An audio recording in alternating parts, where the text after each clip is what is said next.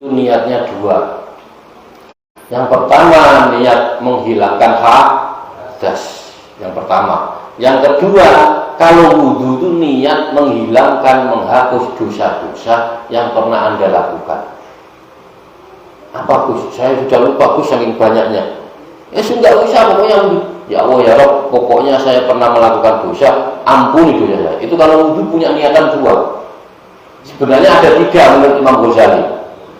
Jadi yang pertama wudhu itu menghilangkan hadas, yang kedua menghilangkan, menghapus dosa, yang ketiga menghilangkan sesuatu selain Allah. Nah, ini susah.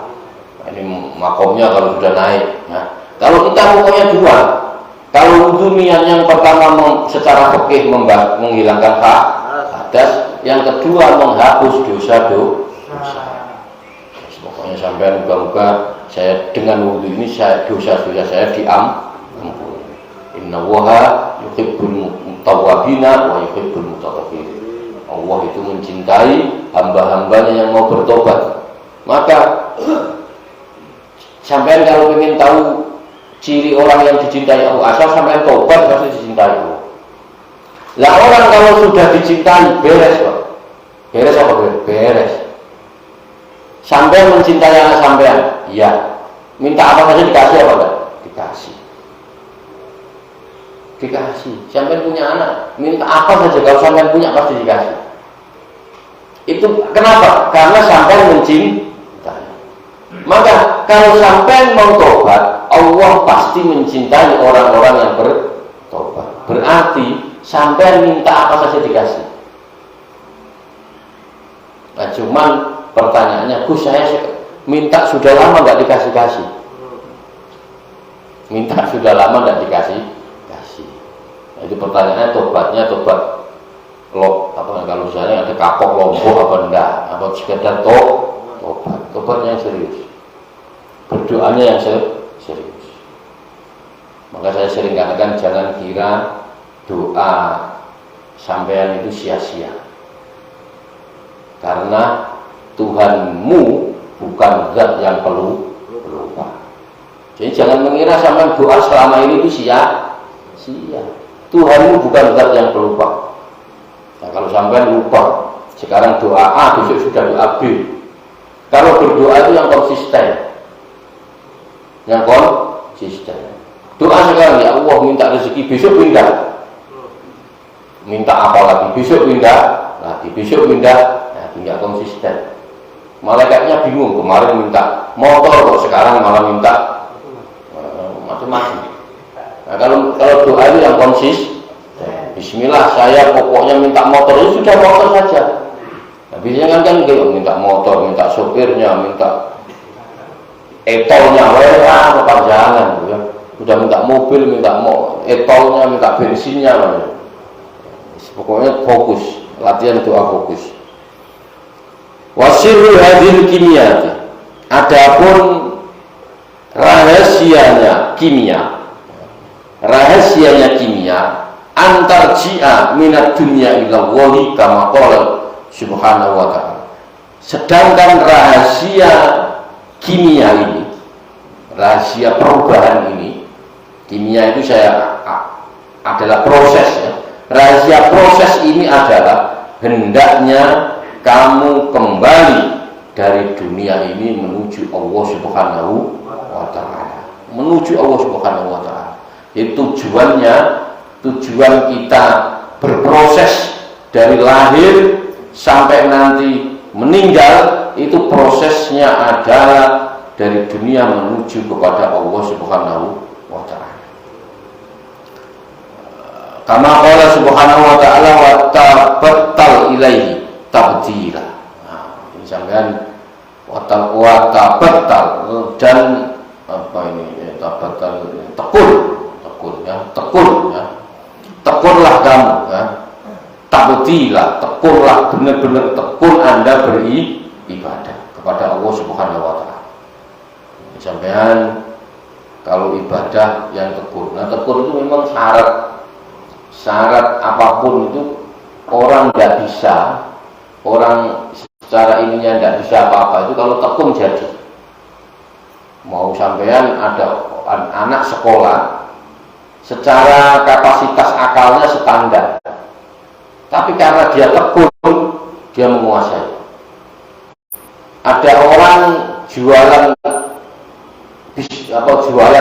apa saja, kalau dia tekun menguasai. Jadi orang kerja, orang bisnis itu juga butuh tekun. Contoh begini, sampai punya toko material seumpama, lengkap, paling lengkap sekerawang semua. Tapi kalau sampai nggak tekun, nggak istiqomah, kalah saing sama yang lain. Walaupun lengkap, contoh hari Senin buka jam 7, hari Selasa bukanya jam 9, hari Rabu buka jam 10. Ini nggak jelas. Oh, nanti orang mau datang lagi sudah males. Coba kalau sampai kalau punya pekerjaan A, cuma mau jualan apapun, itu coba mulai pertama buka jam 7, ya jam 7 terus. Tutupnya semua asar ya asar. Nanti orang itu jadi patokan. Oh iya, jam 7 udah buka, nggak boleh telat.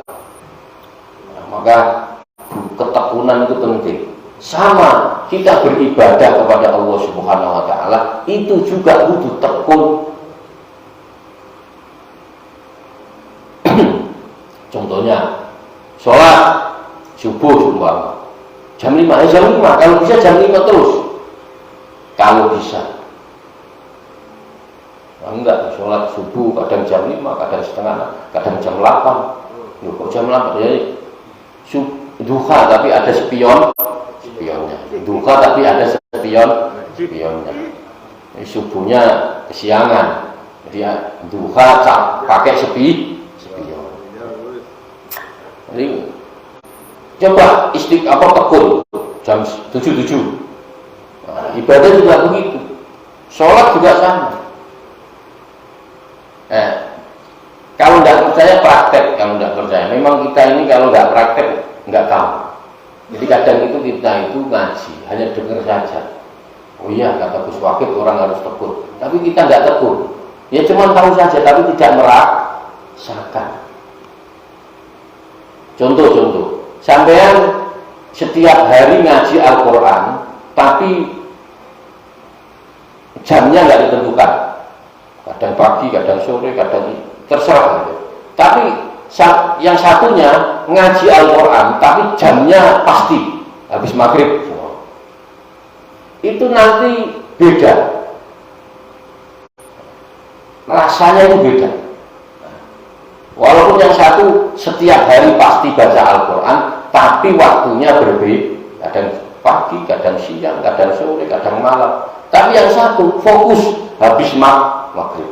Pada maghrib dia habis sholat baca Al-Quran, habis sholat baca Al-Quran, atau habis isya atau habis buka. Tapi tekun, konsisten, jam itu terus. Nah, nanti pasti berbeda. Maka watabattal ilaihi tabtila. Jadi sampean kalau ibadah berarti butuh ketekunan. Wafadlu hadhil kimiyati tawil. Ya. Adapun keutamaan proses ini, tawilun itu panjang. Maksudnya panjang adalah tidak tak terkirakan, saking panjangnya. Jadi jangan kira Anda saya ingin berproses dari buruk menjadi baik, itu hanya satu langkah, dua langkah, satu ujian, dua ujian. Tidak terus. Maka saya sering katakan orang sampean sekarang diuji A, setelah lulus jangan dikira terus ujiannya berhenti. Nanti diganti ujian lagi, selesai diuji lagi. Jangan dikira tidak diuji lagi. Dulu sebelum nikah diuji, nyari calon istri susah. Setelah nikah sudah dapat nih nikah, susah, bingung, ekonomi. Punya anak satu, anak dua, itu diuji terus. Anak punya anak satu, anak dua, diuji anaknya sakit. Jangan dikira ujian itu berhenti, enggak. Nggak ada sampai yang dipanggil inna lillahi wa inna ilaihi raji'un. Saya sudah tua, diuji sama dalam pikiran kita. Apa tuh contoh? Kalau muda sampai datang ke masjid masih kuat, ngaji masih kuat, kena angin masih kuat. Sekarang jalan ke masjid sedikit sudah masuk. Menjadi enggak lah, nggak ke masjid lah, di rumah aja. Nggak ada berhentinya. Ujian itu akan terus ganti. Nah, cuman ujian itu bisa sekarang ringan, besok berat. Besok belum tentu berat, tapi bisa ringan. Tinggal sampai bisa nggak melalui ini semua. Manusia tetap nggak ada hentinya, akan terus diuji. Satu lewat lagi, terus. Udah ini udah Gus, saya ini udah tua, udah punya anak, udah punya cucu. Dikira sudah tidak diuji kadang anaknya nggak jelas. Diuji anaknya tidak patuh. Diuji cucunya nakal, macam-macam. Jangan dikira itu bukan ujian semua itu. Maka kita hidup ini semuanya proses menuju kebahagiaan yang sejati. Kalau sudah inna lillahi wa inna ilaihi raji'un, semua kembali. Maka sampean dituntut oleh Allah untuk mengenali diri. Maka kalau sampean ingin proses, sampean harus mengenali diri. Maka kelanjutannya adalah faslun fi ma'rifatin nafsi. Pasal ini menjelaskan tentang mengetahui diri sendiri atau mengenali diri sendiri. Jadi kalau sampean pengen proses untuk kenal dirimu, siapa dirimu? Siapa Iskandar? Kenapa harus ada di dunia? Ini tapi jangan dalam-dalam ya. Pokoknya itu. Nanti saya nggak bahas terlalu dalam. Pokoknya intinya sampean disuruh mengenali diri sampean sendiri. Saya Iskandar, lahir di sini. Tujuan saya lahir apa? Itu nanti kalau sampean bisa menemukan jawaban-jawaban sendiri, nah itu nanti pelan-pelan sampean akan mengenali sampean diri. Faslun fi ma'rifatin nafsi. Pasal ini menjelaskan tentang mengenal diri sendiri. Saya Iskandar, saya itu jeleknya ini A, B, C, D, E, F, G. Baiknya A, B, C. Selama ini kita pernah lihat itu. Saya ini Iskandar, saya ini Wakil. Saya itu kejelekan saya apa sih? Kejelekan saya itu ya jelek semua. Kebaikan saya apa? Tidak punya kebaikan. Itu harus jujur pada diri sendiri. Oh saya itu baiknya, saya itu baik kalau ketemu teman ngajak ngobrol, baik. Jeleknya saya apa? Nah, itu sampai harus tahu. Nah, kita masing-masing harus tahu. Oh saya itu suka ngomongin orang, itu jelek saya. Tapi baik saya suka sedekah. Itu sampai harus kenal. Gak perlu sampai ngomongkan kepada orang, tapi sampai bisa mengidentifikasi diri Anda sendiri.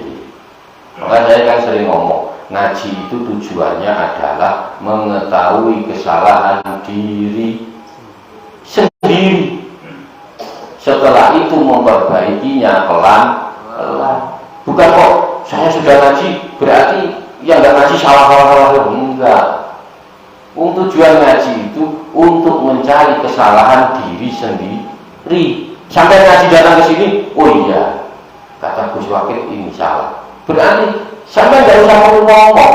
Ya sudah, mulai besok saya mau pelan-pelan memperbaiki diri saya sendiri. Nggak usah ngajak orang. Perbaiki sendiri. Nah kalau sampai sudah pelan-pelan sudah mulai baik, sudah mulai datang ke masjid, sudah mulai sholat jamaah, ajak orang terdekat. Siapa? Istri atau anak. Itu. Nah kalau sudah ngajak tetangga depan rumah samping rumah, gue juga enak dulu. Ngajak itu nggak bayar aja. Ngajak itu kan nggak bayar. gratis. Urusan mau dan tidak bukan kita. Pokoknya sampai ngajak.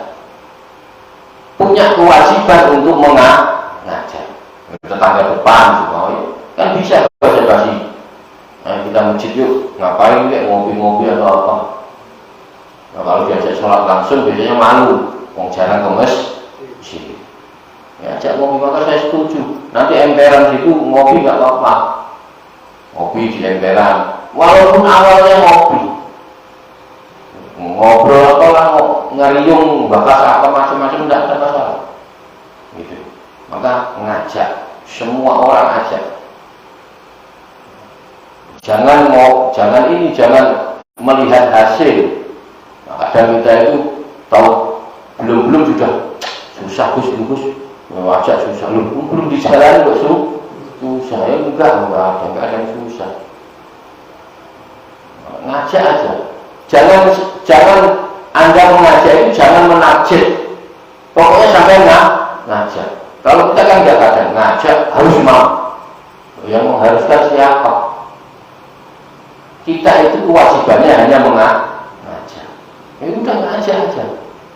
Semakin dia tidak mau, pahala sampai semakin banyak. Maka kalian kalau ngajak saya ngajak orang ke masjid jangan doanya begini, jangan langsung mau ya Allah, nanti aja. Karena apa? Semakin sampai terus itu pahalanya mengalir sampai. Nah, kalau sampai diajak sekali langsung, ayo ke masjid. Wah, ya sudah, berhenti besok gak ngajak lagi. Semakin dia tidak tahu ke masjid, pahala sampai semakin banyak. Besok ngajak lagi. Loh, kalau langsung dia sampai ngajak sekali langsung mau, ya sudah, sampai mau ngajak siapa lagi. Maka yang paling penting ngajak. Jangan ngurusi urusan Allah. Mau dan tidaknya dia datang masjid, ngaji atau sholat bukan urusan kita. Tugas kita hanya mengajak. Itu ya. Fil ma'rifatin nafsi, mengenal diri sendiri.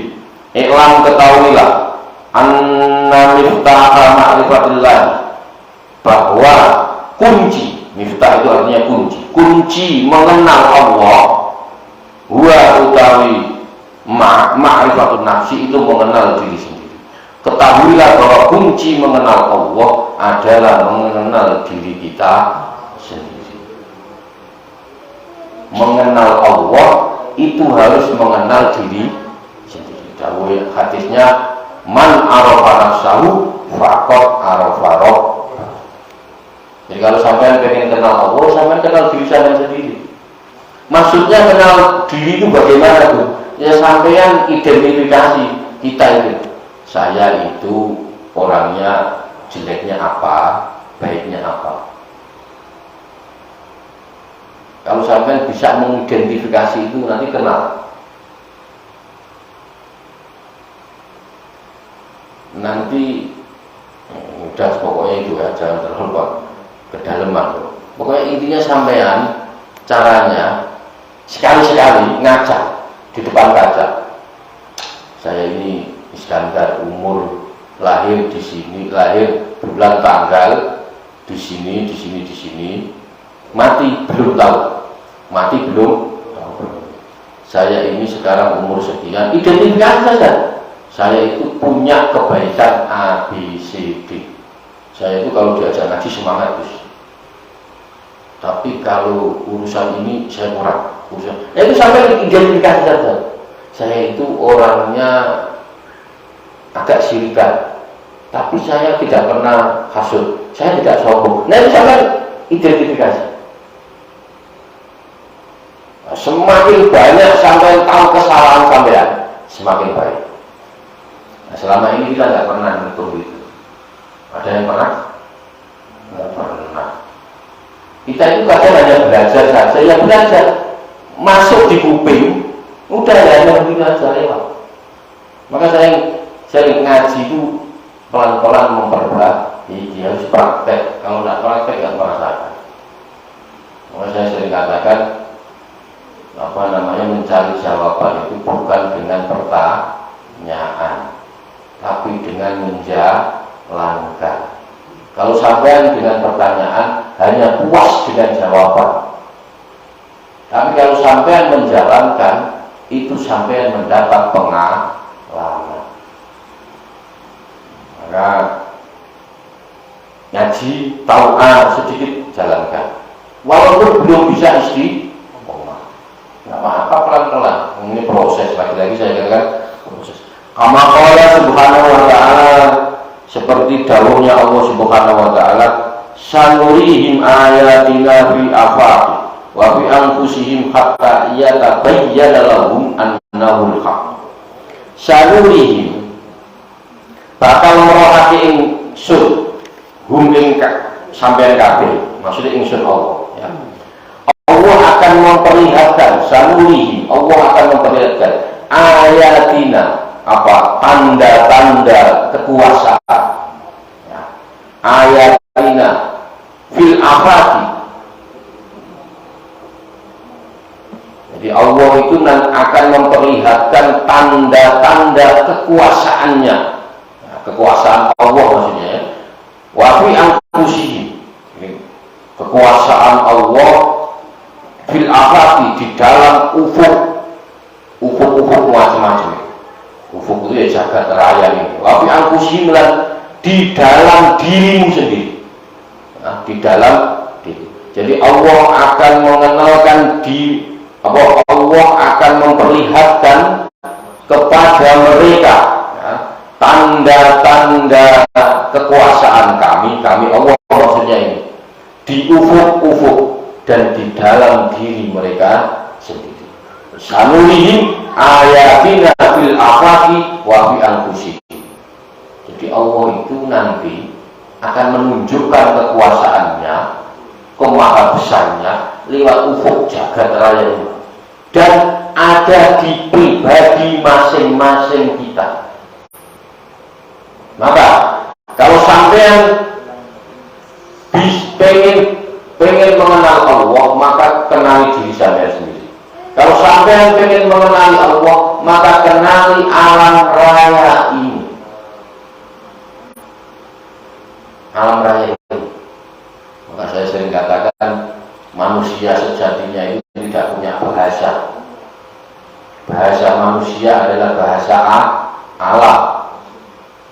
Apa Gus bahasa alam? Gemericiknya air, suara gunung, suara angin, itu bahasa alam. Maka orang kalau berpuisi itu bahasanya pakai bahasa alam. Angin mendesir, hujan rintik, hujan lebat, itu bahasa alam. Sejatinya manusia lahir tidak punya bahasa. Bahasanya alam. Maka kalau sampai ingin mengenal Tuhanmu, maka kenali dirimu dan kenali alam raya.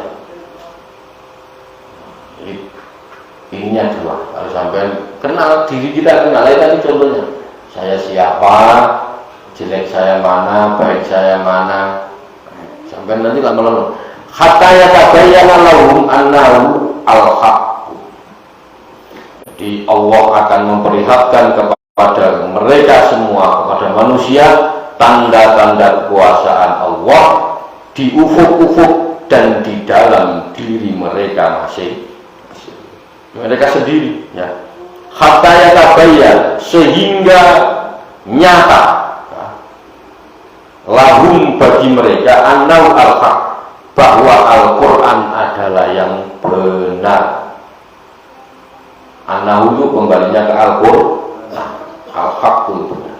Jadi Allah akan memperlihatkan tanda-tanda kekuasaannya di ufuk, di jagat raya ini, dan pada diri kita masing-masing. Maka kalau sampean mengenali diri kita, mengenali diri masing-masing, sampean akan ketemu tanda-tanda kekuasaan Allah.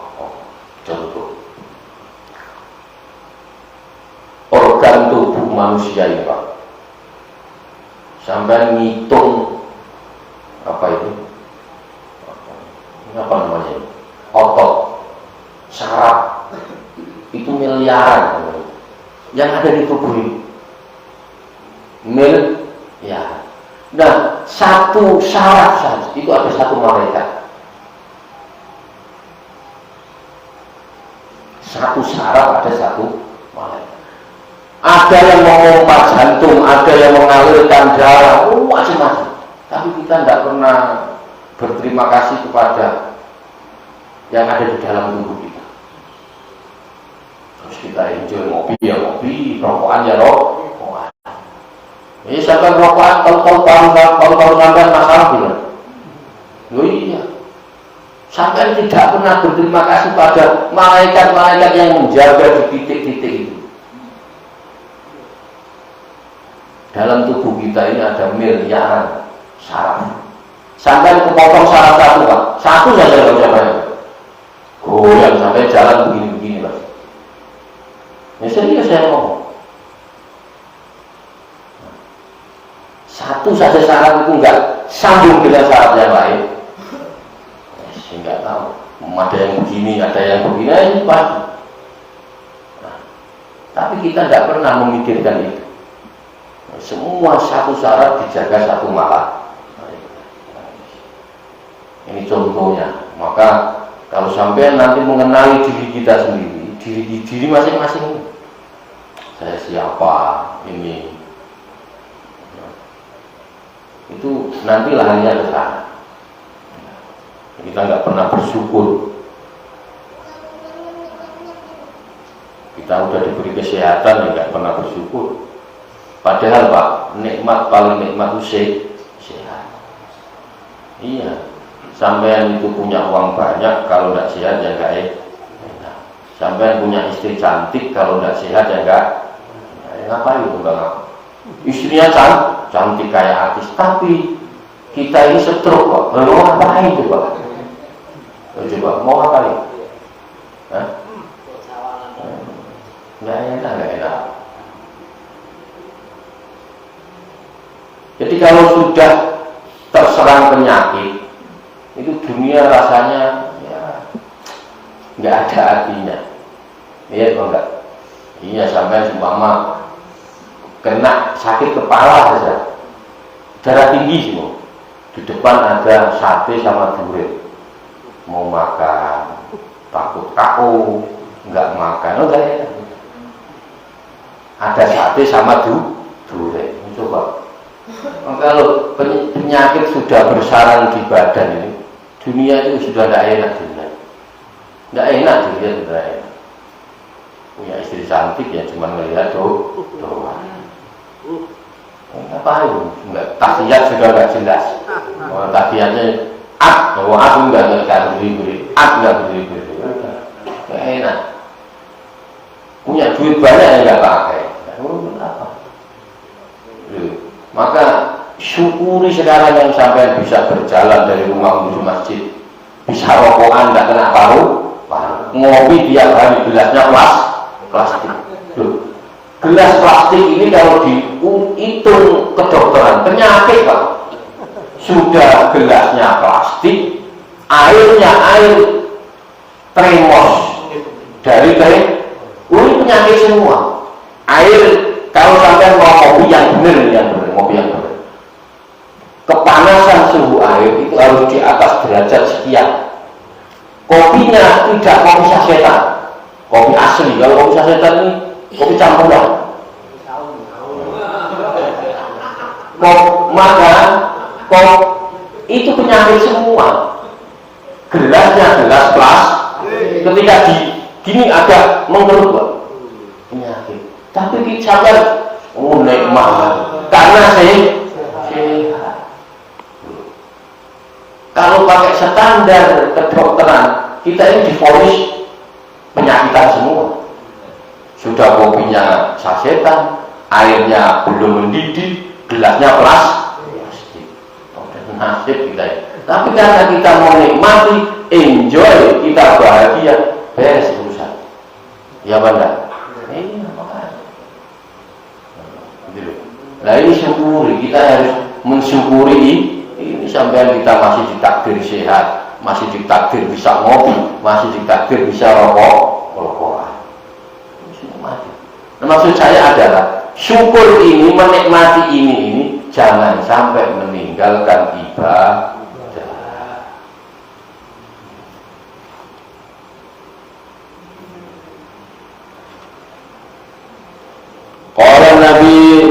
sallallahu alaihi wasallam, "Man arafa nafsahu faqad arafa rabbahu." Barang siapa yang mengerti dirinya sendiri, faqad arafa rabbahu, maka dia serius benar-benar dia telah mengenal Tuhan.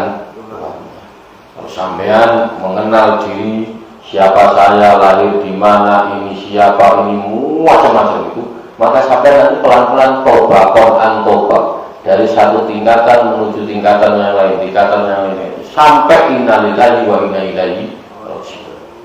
Walaisa syai'un aqrabu ilaika min nafsi, maka tidak ada, laisa tidak ada apa syai'un suci aqraba yang paling dekat ilaika min nafsika, maka tidak ada yang lebih dekat denganmu daripada dirimu sendiri.